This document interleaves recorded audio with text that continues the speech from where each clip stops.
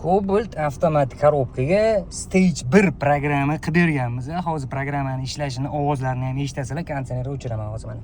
Konditsionerni o'chirib turamiz.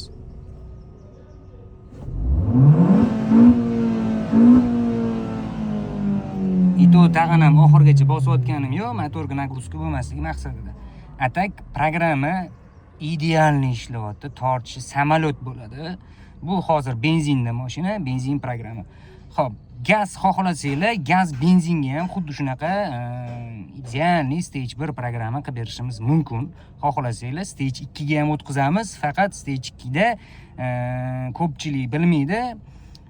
Glushtel kollektor sistemani PAUK sistema qo'yish kerak. O'shanda stage 2 qilsa bo'ladi. Ko'pchilik so'radi, stage 2 qilib bera olasizmi aka deb. Qilamiz akalar, faqat glushtel sistema, havo sistemalarini o'zgartirish kerak stage 2 ga.